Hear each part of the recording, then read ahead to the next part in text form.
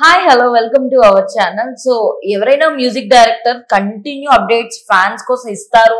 ఒక టాపిక్ వస్తే అందులో ఫస్ట్ వినిపించే పేరు తమన్ గారే. సో ఏ మూవీ అయినా సరే ఆయన అప్డేట్ ఏదో ఒకటి ట్విట్టర్ ద్వారా ఫ్యాన్స్ తో షేర్ చేసుకోవడం అన్నది కన్ఫర్మ్ ఉంటుంది. ఈ మెయిన్లీ గేమ్ చేంజర్ అయితే అసలు మూవీ టీం నుంచి రావాల్సిన అప్డేట్స్ అన్ని కూడా ఆయనే ఇస్తున్నారు. సో ఆయనకి శంకర్ గారి మీద ఉన్న అభిమానం అయి ఉండొచ్చు, లేదా మూవీపై ఆయన పెట్టిన అంత ఫోకస్ అయి ఉండొచ్చు. సో ఆయన మ్యూజిక్ డైరెక్టర్ గా వర్క్ చేస్తున్న మూవీ నుంచి ఇంత దారుణమైన అప్డేట్స్ కంటిన్యూ అవడం అన్నది ఈ మూవీనే మనకు తెలిసి. So already second single release అయ్యాక హైప్ ఇంకా పెరిగింది. అది తమన్ గారిది అయి ఉండొచ్చు, లేదా ఫ్యాన్స్ లో ఊపై ఉండొచ్చు, ఏదైనా సరే. బట్ ఇప్పుడు థర్డ్ సింగిల్ రాబోతుందని అప్డేట్స్ అయితే కంటిన్యూ ఇస్తూనే ఉంటున్నారు.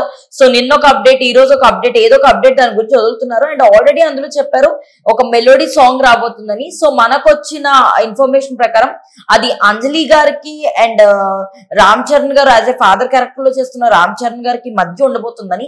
సో అసలు సాంగ్ ఎలా ఉండబోతుంది, సో అది ఎలాంటి బజ్ ని క్రియేట్ చేయబోతుందో ఇప్పుడు తెలుసుకుందాం. సో రామ్ చరణ్ గారిని మనం 3 డిఫరెంట్ క్యారెక్టర్స్ లో చూడబోతున్నాం ఆల్రెడీ బయటకి మనకు తెలిసిన న్యూస్ అది. సో ఈయన్ని ఒక ఫాదర్ క్యారెక్టర్ లో ఉండి అంజలి గారితో డ్యూయట్ సాంగ్ లో ఒక మెలోడీ సాంగ్ రాబోతుందని చెప్పి, సో సాంగ్ ఎలా ఉండబోతుంది? థర్డ్ సాంగ్ సంబంధించి తమన్ గారు అసలు ట్వీట్ల మీద ట్వీట్లు వేస్తున్నారు. ఆ సాంగ్ అక్టోబర్ మెలడీ అని చెప్పేసి ఒక ట్యాగ్ కూడా ఇచ్చేశారు. మరి అక్టోబర్ లో రాబోయేటువంటి మెలడీ అంటే టీజర్ తర్వాత అక్టోబర్ ఎండ్ లో రాబోతున్న థర్డ్ సాంగ్. ఇంకొక ఇంట్రెస్టింగ్ విషయం ఏంటంటే, సో ఇప్పటి వరకు మనకి 2 సాంగ్స్ వచ్చాయి. ఒకటి జరగండి. ఆ జరగండి సాంగ్ అనేది అంటే స్టూడెంట్ పాత్ర బ్యాక్ డ్రాప్ లో వస్తుందా, లేకపోతే ఐఏఎస్ పాత్ర బ్యాక్ డ్రాప్ లో వస్తుందా అనేది మనకు తెలియదు. ఆ గెటప్ అది చూస్తుంటే స్టూడెంట్ బ్యాక్ డ్రాప్ లో వచ్చే సాంగ్ లానే మనకు అనిపిస్తుంది. Student Ram Charan student character back drop లో వస్తున్నట్లుగా నాకు అనిపించింది. ఎందుకంటే ఆ గెటప్ అది ఐఏఎస్ గెటప్ లేదు కదా దాంట్లో.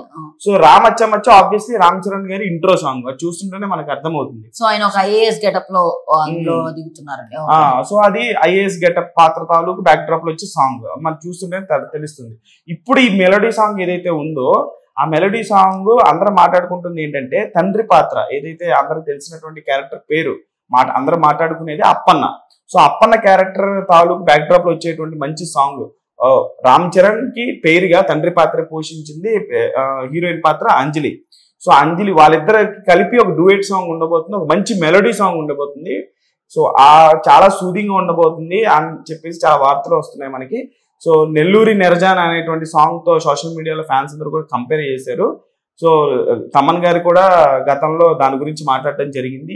ఈ సాంగ్ నెక్స్ట్ లెవెల్లో ఉంటుందని చెప్పేసి. ఎందుకంటే దీనికి లిరిక్ రైటర్ కాశర్ల శ్యామ్ గారు కూడా చెప్పారు ఒక ఇంటర్వ్యూలో, ఈ సాంగ్ మీరు రాసినటువంటి సాంగ్ శంకర్ గారు ఒక రేంజ్ లో అదేంటి పిక్చరైజ్ చేసిన మీరు స్క్రీన్ మీద చూడండి ఎలా ఉంటుంది అని చెప్పేసి కాశర్ల శ్యామ్ గారికి మన శంకర్ గారు కూడా చెప్పారు. కాశర్ల శ్యామ్ అంటే ఎవరో కాదు, రాములు అనేటువంటి సాంగ్ రాసిన రైటర్. అలాగే చాలా పెద్ద సినిమాలకి ఆయన రాస్తున్నాడు ఈ మధ్య.